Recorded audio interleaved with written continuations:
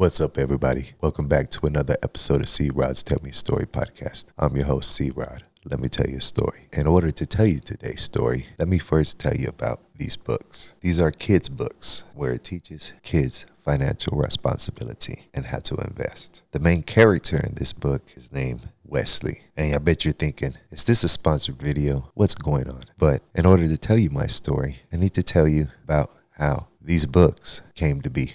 About 39 years ago or so, in a small town in Georgia, Waynesboro, there was a family. The father was a teacher. The mother was a preschool owner. They had 3 sons. Around 39 years ago or so, they had a 4th son. As the first 3 sons were blessed with athleticism, speed, and strength, the 4th son, well, he didn't get any of those things. But what he did get was a strong sense of looking ahead, of being prepared for the future. This strong sense took him to the military straight out of high school, where he would spend 20 years in the Navy. Within them 20 years, he would get married and have a son. This son's name was Wesley. And he would want to teach his son and your son or daughter about financial responsibility. This is the story of Prince Dykes.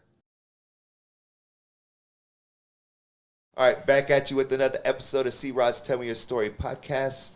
I'm your host, C-Rod. And I'm with my guest today, Prince Dykes. How you doing? Chris, thank you for having me on, man. I'm doing pretty good, Got my morning smoothie in and got some good water in and, glad to be here. Yeah. So as y'all know, what we do here is we sit down.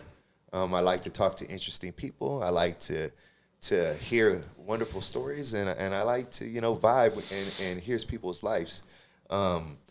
Prince here, he's very successful. I mean, when you hear his story, you're gonna be surprised because you come from a small town in Georgia, serve our country for so long, and actually tap into something that we should have been tapped into when I was a kid, and that's financial literacy for children.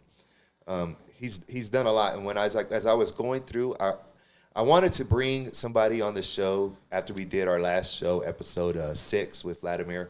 I wanted to talk to another veteran, and as I went through his page and I started talking to him, I noticed, man, this guy's more than just a veteran.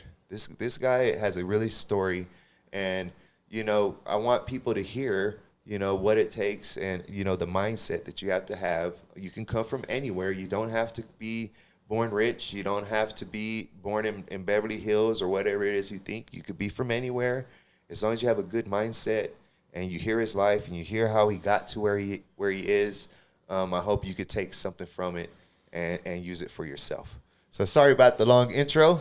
I just want people to know a little bit more as we get into it. That was good stuff, man. Definitely glad to be here. Love your setup that you got going on, and man, thanks for reaching out. Yeah. So I guess we'll just jump right into it, man. Tell me where you from. Man, I'm originally from a small town, like you said, Waynesboro, Georgia. Born in Augusta, Georgia, raised in Waynesboro.